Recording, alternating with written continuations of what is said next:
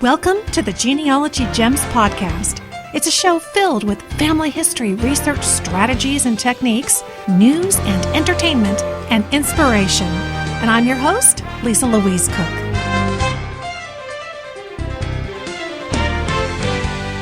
Hello and welcome to Genealogy Gems podcast episode number 150. That's right, 150 is the milestone, and kind of coinciding with this little milestone is one on my end, which is my birthday. I am turning 50. So this 150th episode is coming out on my 50th birthday. It's amazing. Okay, a half a century gone by. I'm feeling it. I am feeling it. But I'm also having the time of my life. I think 50 is, every decade I say, you know what, I think this is the best decade. And I really do. I think that 50 is going to be the best decade. It certainly has been wonderful up till now. And so in honor of all of this, I'm going to share with you 50 fabulous favorite gems. These are just a smattering of what I consider some of the best gems out there for genealogists. And I got 50 of them for you. We'll see how many we can get through in this episode. And hopefully you'll get some nuggets in there that will help you with your research, or if nothing else, help you have even more fun as you do it. So without further ado, we're going to jump right into it. My 50 fabulous family history favorites.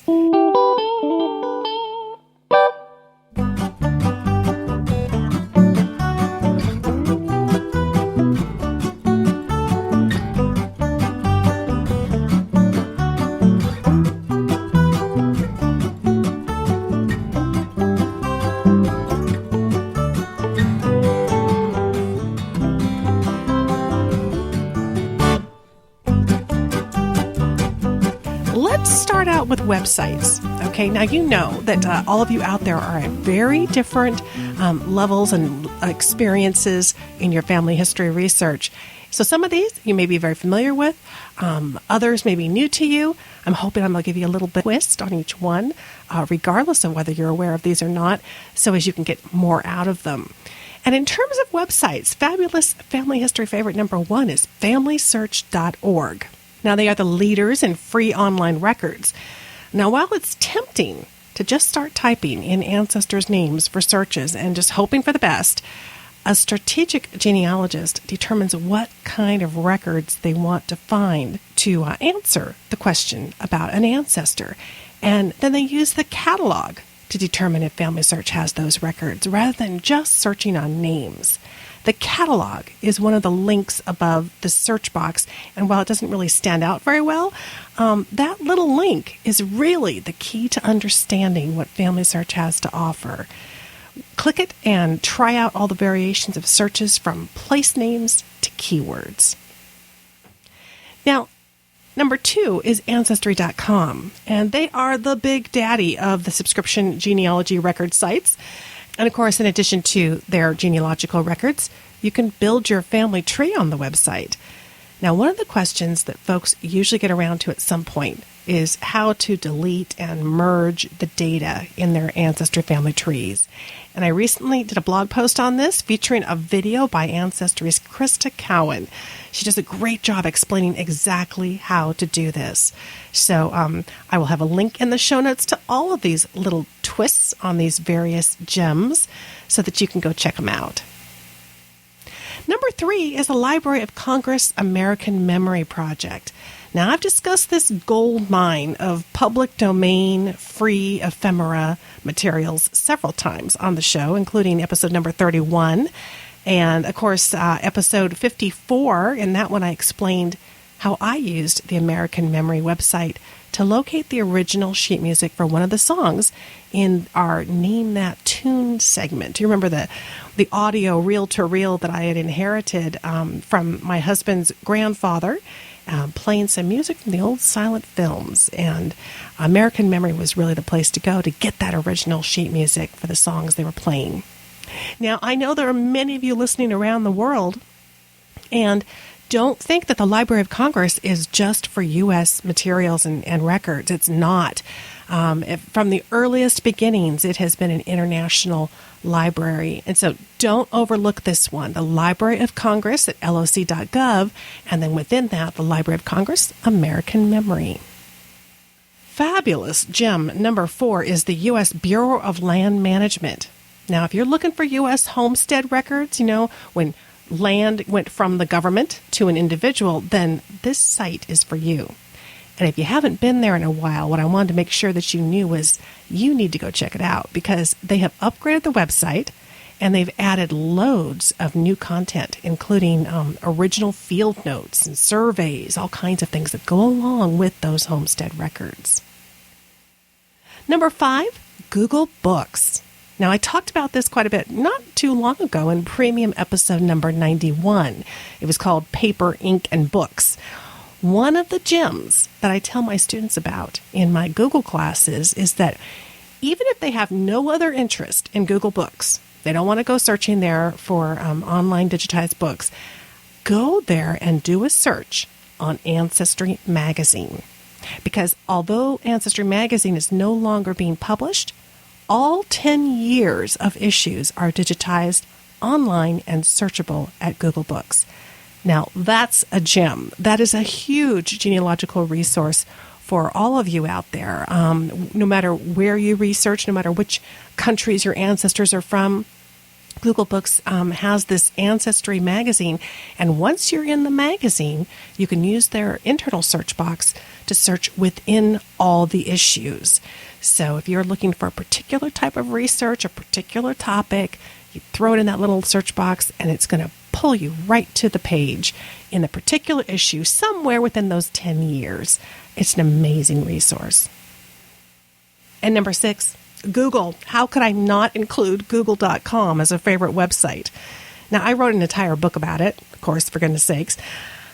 But a piece of noteworthy news I wanted to make you aware of is, have you noticed that there have been some changes to Google image search lately?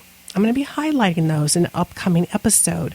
But you're going to find that Google Images is prompting you to more collections of images that are related to or similar to the one that you're searching on. Could offer up some very interesting possibilities on the genealogical front. Number 7 is Stanford University's data visualization called Mapping Journalism's Journey West. Now, you can see examples of it in action at my YouTube channel. This is a pretty cool site, not a genealogy site. It's put together again by Stanford University out here in the Bay Area, but they do a wonderful job. Their goal was to show the data about the evolution of journalism in America on a map. And that's where that data visualization comes in. And you can really use the map and the interactive tool to select the year and have all the different newspapers pop up on the map so that you can find the ones that you're looking for. It's really a fantastic resource for genealogists, even though it's not a genealogy website. And of course, this comes from my book, How to Find Your Family History in Newspapers. I've got a whole chapter on some of these very cool tools that are out there online to help you find old newspapers, even though they don't necessarily come from genealogy websites. So that's Stanford University's data visualization called Mapping Journalism's Journey West. Number 8 is the Atlas of Historical County Boundaries. It's published by the Newberry Library, and it really is a genealogist's answer to changing county boundaries over the years. It's so critical to understand what the boundaries were at the time that you're researching. Things change quite a bit, and this is very much like Journalism's Journey West. It's visually putting the information on interactive on the website, and it's really fantastic. I've got a video for all of you who are premium members. It goes along with episode number 70 that really walks you through how to use this site and all the great features of it. Fabulous family history favorite number 9 is Family Search's Research Wiki. Okay, if you are not using this website, then you are just plain old working too hard. This site is where all the greatest research minds at the Family History Library come together just to help you find your family history.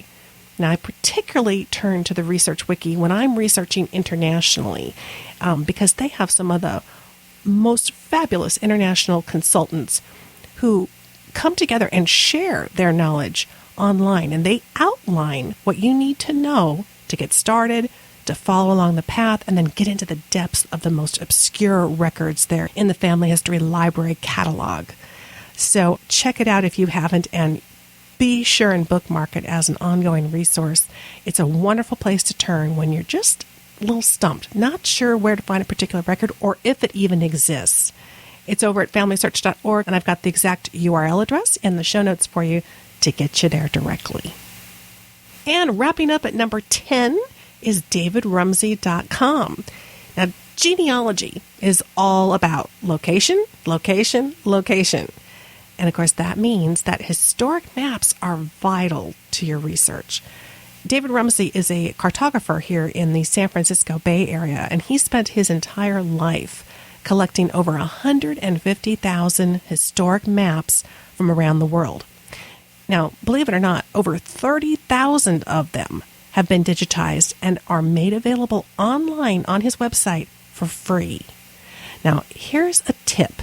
Be sure when you get to davidrumsey.com to sign up for a free account on the website. I think it's up in the upper right-hand corner. It's very discreet, but go ahead and sign up. All you have to do is give them your email address.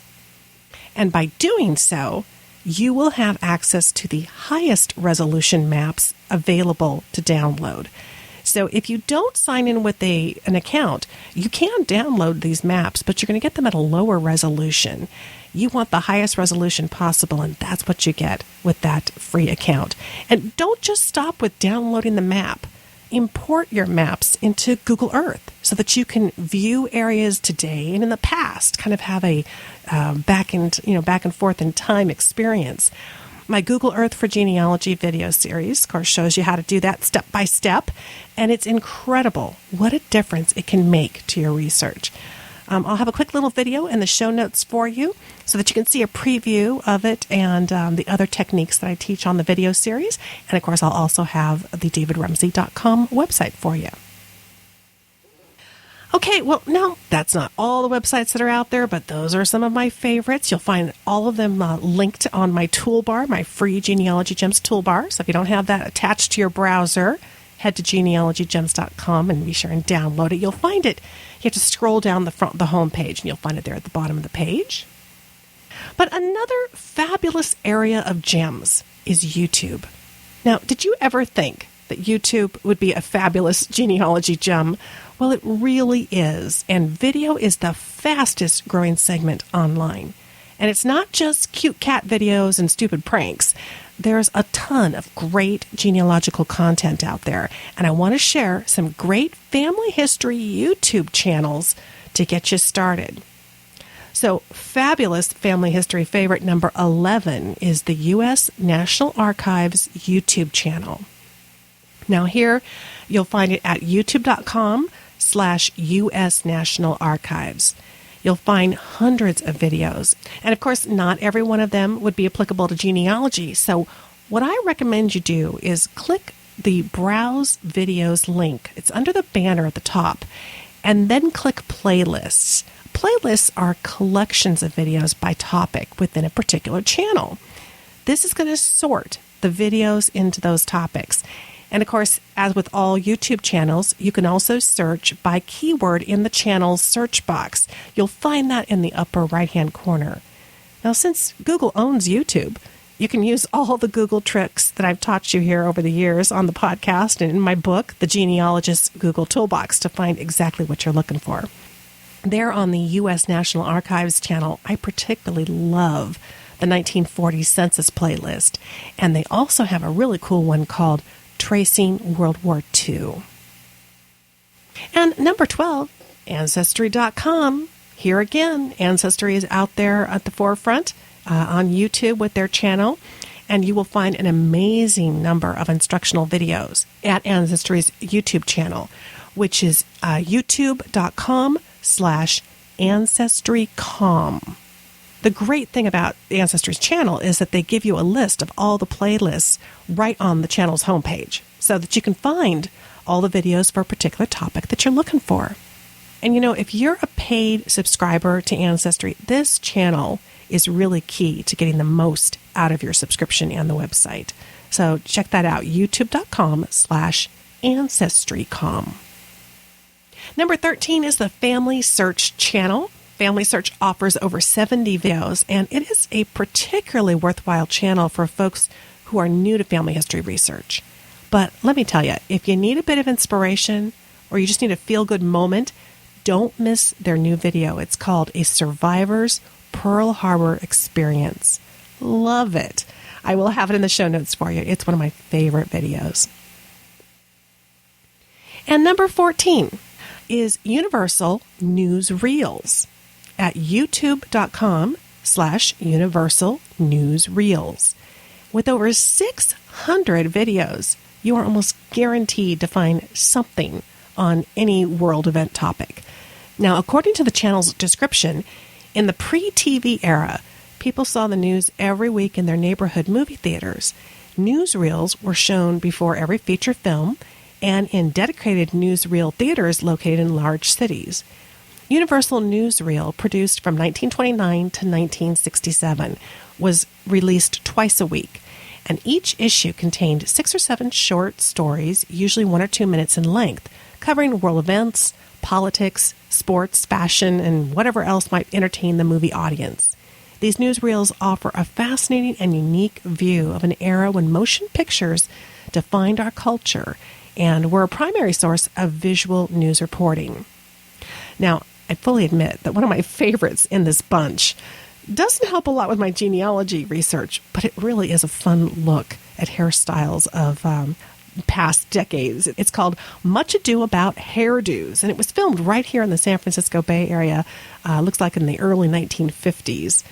I think I might have to give that leopard hairstyle a try. So check it out. It's in the show notes.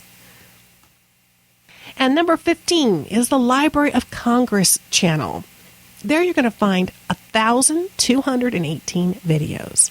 Be sure and use the playlists on this one. You'll find timeless treasures and contemporary presentations from the Library of Congress in Washington, D.C. at the Library of Congress channel on YouTube. The library is the steward of millions of recordings dating from the earliest Edison films, which were prior to the turn of the 20th century, to modern-day presentations held at the library. Again, look to the playlist link to help you sort through the videos. Now, some gems of note are the Spanish-American War playlist. That's excellent. And I love this one, America at Work, America at Leisure. This playlist is an incredible collection of 150 films. Here's the description from the playlist there on the channel. Highlights include films of the United States Postal Service from 1903, cattle breeding, firefighters, ice manufacturing, logging, gymnastics exercises in schools, amusement parks, boxing, expositions, football, parades, swimming, and other sporting events. The majority of the films presented are from the paper print collection, while the remainder are from the George Klein collection, both residing in the Motion Picture Broadcasting and Recorded Sound Division of the Library of Congress. Now, both of these collections have printed catalogs available in the Motion Picture and Television Reading Room at the library. The films were selected from these two collections on the basis of the activities pictured in the films and the quality of the available prints, as many different types of work, school, and leisure activities as could be found were sought in order to show the broadest possible representation of activities at the turn of the century. The selection is limited, however, by what is available from these collections, and not every possible occupation or leisure activity from the turn of the century is represented. The films in the paper print collection were deposited for copyright from 1894 to 1912 as positive pictures on paper. Many were deposited in this manner on paper rolls, frame by frame. For preservation and access purposes, the Library of Congress has made 16-millimeter prints of these paper print titles and has more recently been making 35-millimeter prints of selected titles. but the films on the YouTube channel come directly from the primary sources. I think this collection is a wonderful way to revisit how folks spent their time in the early part of the 20th century. Don't miss it. It is the Library of Congress channel at youtube.com/Library of Congress. Number 16 is Depression-era cooking with Clara. And I'm not sure if I can pronounce her last name right, but it's Clara Kunachari. She's a 96-year-old cook, author, great-grandmother, and YouTube star. In these fabulous videos, Clara recounts her childhood during the Great Depression as she prepares meals from the era. You'll learn how to make simple yet delicious dishes while listening to stories from the Great Depression. And if you love these videos as I do, you're going to love Clara's book. It's called Clara's Kitchen, Wisdom, Memories, and Recipes from the Great Depression. And I'll have a link for you in the show notes to that. Number 17 is Mike OLoughlin's channel. Now, if you have Irish roots, this is a must-see channel. Mike has been on the show before. He's an author of Irish books, a producer of the Irish Roots Cafe podcast, and a lover of Irish folk songs. And he's been doing all of that since 1978. On his YouTube channel, you're going to find over 25 videos, including some really wonderful old Irish songs sung by Mike himself, and overlaying some absolutely captivating imagery. You'll find him at youtube.com/MickTheBridge. I'll have more fabulous family history favorites for you right after this.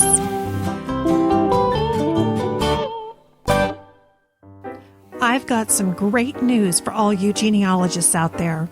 Roots Magic 6 is now available, and it offers some of the most customer-requested features, like online publishing, the ability to search every record, not just people, an editable timeline view, which is really incredible, and new web tags, which lets you link people, sources, places, and research log items to web pages, plus dozens of other great enhancements, and of course, all the built-in features that you've come to enjoy.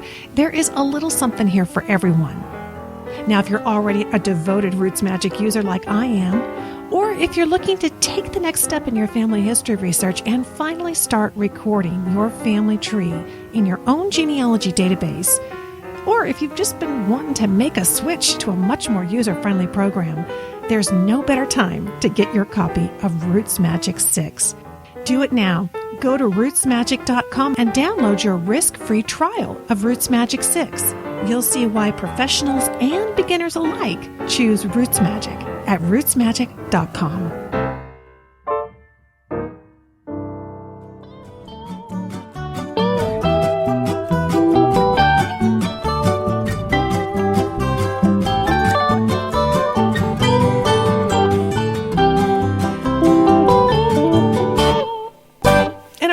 Group of fabulous family history favorites comes in the apps category. I think we will get up to about number 25. We'll get halfway through the list, and then we'll do the next 25 in our next episode. But number 18 is Flipboard. So this app, and really all of these apps, can be used on smartphones, on tablets, whether it be an iPad or, whether it's iOS or it's Android. Most all of these work on both, but if they don't, you can, once you hear about these particular apps, go into the App Store for your device and do a quick search on some keywords that might grab a similar app that could do the same thing for you. In this case, Flipboard is one of my favorite all-time apps, and it's one that I highly recommend. I recommended it in my book, Turn Your iPad into a Genealogy Powerhouse. It is not typically a genealogy app, but it really is suited to what we do, which is ongoing education. And if you have followed some of the genealogy blogs out there, as I have talked to you all about in the past, whether it be blogs or websites from archives or libraries or other genealogists, experts, some of the big companies that are out there, there's so many places to learn more about the areas where you're researching. But it can be really challenging to take those with you on the road. And Flipboard will take the RSS feed for any particular blog or podcast or even YouTube channel and allow you to bring it into Flipboard, save it, and turns it into this beautiful full-color glossy magazine in the app that you literally swipe your finger and it's like flipping through a beautiful magazine, but it's filled with and customized to your interests. And certainly you could put lots of great genealogy websites in there. And all the video channels that I mentioned to you, they have RSS feeds. This is something new that YouTube is making available, and it is fabulous because you can go into Flipboard, do a search for the YouTube channel that you like that I've told you about, and save that RSS feed. And all the videos will be brought into your genealogy magazine in Flipboard. It really is fantastic. Best of all, it's free. So got to try it out. You can't break it. You can only have fun with it. And I guarantee you're going to get really hooked. Be sure and spend a few minutes getting comfortable using it, customizing it to the sites that you like the most. And the beauty of it is, if you find, wow, I'm not really reading this one that much, just go in, turn that one off. It's out. And you can continue to just groom Flipboard to be your personal genealogy magazine of all types of multimedia content that are available online. Number 19 is Dropbox. Dropbox is really the backbone, I think, of all the mobile computing devices because it allows you to bring your documents with you. And it makes sure that you can synchronize those documents between your desktop computers at home, your phone, and your tablets and other mobile computing devices. And that's key. Nobody wants to work on a document just to find out you're working on the old version, right? So in this way, using cloud computing, you sign up for your Dropbox account, you download the app to your mobile devices, and you install it on your home desktop computer. And then when you drop a file into Dropbox, you'll see, as long as you're online, it synchronizes through the cloud and makes that same document available on all your devices. And you'll find more and more as you work with different apps on your mobile devices that many of them have a connection to Dropbox kind of built in. So they make it easy for you to move items that you are creating in their app and get them into Dropbox as kind of a universal container, if you will, for all of your documents. So that's Dropbox.com. And again, that's what I also go into quite in depth in my book, Turn Your iPad into a Genealogy Powerhouse. And that book, really, it's for iPads, but it's for tablets, it's for smartphones. These apps apply to all. And I go into some detail there on how to use Dropbox and how it works in conjunction with your other apps. Number 20 is a new favorite of mine, Pinterest. The Pinterest app, again, absolutely free, as is the website.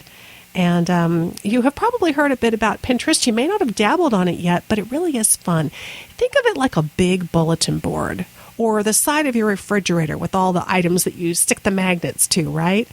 Pinterest gives you a way to go out on the web and grab and pin those items that are of most interest to you. A perfect example outside of the genealogy mode is if you were redecorating your house. You know how when you are looking for ideas, you're ripping out pages and magazines and that kind of thing, and you're collecting them in a file folder or pinning them up on a bulletin board? Well, if you're online and you're finding interesting rooms or fabrics or decorations, you would pin those and get them into a particular board, and you could have multiple boards in your Pinterest account. Well, that's kind of where this first got rolling. People really liked it for things like home decorating and fashion and those kinds of things. Things that you might normally pull things out of magazines and pin them. But it has gone so beyond that. And the best way I can describe it to you is to give you my Pinterest account address so that you can go and take a look at it, because it's fabulous for family history. It is so inspiring to have some of the best gems out there in one place. Go to Pinterest.com/Lisa Louise Cook, and you can see what I've been up to. If you sign up for a free account, You can then start pinning. If you see items that I've pinned and you think, oh, I'd like to try that, or I want to keep a copy of that, you pin it and get it to your board. And it's a great way to share fabulous ideas. Again, it's Pinterest. So it's PINTEREST.com. And then go to /Lisa Louise Cook. But again, the app is free. Look for it in your app store. Number 21 is Evernote. Now many of you Genealogy Gems Premium members, you know we've been talking about Evernote in the Premium podcast, and I've had some videos for you. And Evernote is, much like Dropbox, just a universally fabulous program and app. It is free. You go to evernote.com to sign up for your free account. But what it really does is it gives you one-stop shopping for note-taking. And so this means you can peel all those sticky notes off the edges of your computer because you don't need them anymore. You can put those ideas and those reminders all into Evernote. You can also screen clip from your websites that you find, items, articles, information, photographs, whatever it is you want. You can also record audio notes. It's just limitless. You can learn all about it step by step how to do it. My entire Evernote class is recorded and part of Genealogy Gems Premium membership. But certainly the app is free. The website is free. It has a quick little tutorial on the front homepage. Give it a try, and I think you will really love it. I think it is fabulous. Okay, number 22 is a new fabulous find, and that's the Roots Magic app. This one we have been waiting for quite some time, haven't we? And it is free. It is available in the App Store for iPhone and iPad. I don't believe they have it out yet on the Android side, but I know for sure it is coming, so stay tuned for that. The Roots Magic app I gave a quick preview of in my book on the iPad, and you can learn more about it at rootsmagic.com. But this is a wonderful Genealogy app that allows you to view your entire Roots Magic database. Amazing, in your pocket. And if you have your database in other programs, you can convert it and be able to view it right there in the Roots Magic app as well. Very cool. Now, number 23 is something I just found this weekend. In fact, I found it right before we went out for dinner for my birthday. Did the 50th birthday party at my favorite restaurant. And one thing that we love to do when we go out to dinner is somebody will do a trick or share a funny story or whatever. And this all started because years ago, Bill and I went on a cruise, and every night we got in that routine, and we were doing tricks for each other. So I thought, oh, this is the perfect trick for my 50th birthday dinner with all the kids and my uncle and everybody there. And this app is called Cycloramic. Okay, it's CYCLORAMIC. Now, this is a whopping 99 cents. You're going to have to shell out almost $1. Sorry. But it is available. It's in the iPhone apps rather than the iPad. I did not look, sorry, to see if it was on the Android side. But I bet you if it isn't, there might be one like this. So you could, once you hear about this, you could check it out on the Android side. Cycloramic. Here's what this does. It can take panoramic photographs for you. Now, I've talked about panoramic apps in my book, but this one has a little unique spin on it, if you will. You put your iPhone on vibrate, okay? And you open the app. You set the iPhone on a flat, smooth surface. A wood table, a glass table is even better, or like a granite countertop, something like that. Something nice and even and smooth. And when you press go, you watch it, and it literally spins the whole phone around in a circle to take panoramic movies or photos. Can you believe that? It is so fun. It's just fun to watch. This little iPhone spinning around in a circle by itself. But it takes great panoramic movies, and it's really fun. You can imagine at a family reunion, and you're sitting at one of these big round banquet tables, and you're thinking, how are we going to get everybody? And you take 16 different pictures trying to get everybody in one of the pictures. If you had like a little, turn a glass upside down, put a glass plate on top of it, and put your iPhone on it, and then just set it to go and let it spin, and it's going to capture the entire table of everybody at your family reunion in one great shot. this is just too much fun to miss. So it's called Cycloramic. It's 99 cents, and it's an app specifically for your iPhone. Number 24 is also something that I've come across recently, which is called the Best Phone Security App. It's by RV App Studios. Now, this is an iPhone app as well, but you can also use it for your iPad. And it senses when it's being touched or moved. So this is a security app. It sounds a loud alarm, just starts blaring, and bright red lights start flashing, making the thief who touches your device just stop in his tracks and be shocked. It also draws a lot of attention to it if this is happening, let's say, at the Starbucks or the beauty shop. To stop the alarm, all you have to do is enter your security PIN, and it will stop. So you set the PIN. Let's say if you have to step away from the table and you've got your items there, you set the alarm so that if anybody touches it before you go back and enter your PIN, this whole alarm goes off. You can use the alarm on your iPhone, iPad, iPod when you're in public, or you could even catch some of those sneaky friends or family around the house who are getting into your phone, seeing who you're texting, right? Can you imagine the alarm going off? That'd be crazy. But I'm thinking particularly, when you're at the library, sometimes you step away and you're going to look at books and you leave your stuff in one spot. And sometimes it's even within view, but you are stepping away, and sure enough, you're going to turn your head at some point and pull something off the shelf. And it just gives you a little extra confidence that if somebody were to mess with those items, all heck would break loose. Let's guarantee they won't do it again. So that's called Best Phone Security, and it is by RV App Studios, and it is free. And finally, fabulous family history favorite, number 25. It's an app called Pocket Booth. This one, again, a whopping 99 cents, but it is available in iTunes, and it's by a company called Project Box. Pocket Booth offers just old-time fun for the living. That's how I put it. It's kind of a retro-style app, and it just provides loads of fun at family events. You know how sometimes in the old days they would rent a photo booth and bring it into an event? But you can imagine at, let's say, a family reunion, a get-together, the holidays, or just a fun evening together, getting your iPad out and firing up Pocket Booth. And it lets you take photographs that come out looking like a strip of photos, just like in an old-fashioned photo booth. You can take them color or black and white. You can save them to your camera roll, send them to people, which means it's really easy to distribute them after the event, which is really fun. You can check it out on page 88 of my book, Turn Your iPad into Genealogy Powerhouse. And in fact, there you'll see a photograph of me and Davey. My Shasha and Davey are in the photo booth. And oh my gosh, when we first got this app, we just took mountains of pictures. And he just thought it was a blast. So you could climb into the fair booth, virtually if you will, and take lots of fun images. And the good news is Pocket Booth has been updated to support that new Retina display of the new iPad, so it takes gorgeous pictures as well.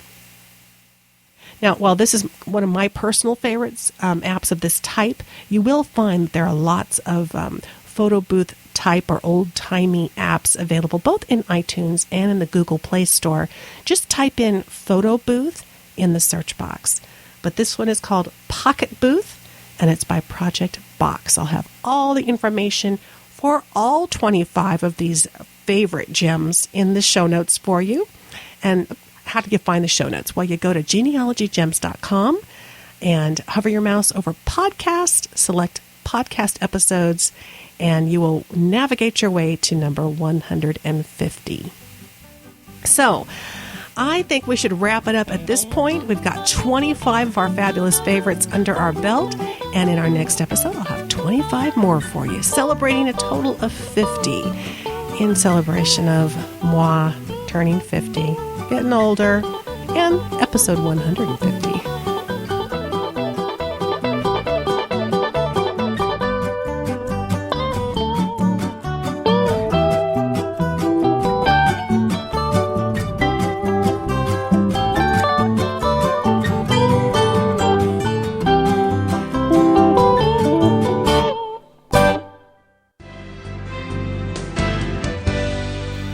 Thanks so much for joining me for Genealogy Gems podcast episode number 150. We covered a lot of ground today. This was really fun.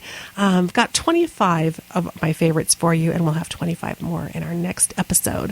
If you have any questions or comments or any favorites to share, send me an email at genealogygemspodcast@gmail.com or leave a voicemail at the voicemail line, 925-272-4021. Thanks so much for listening, friend. I'll talk to you soon.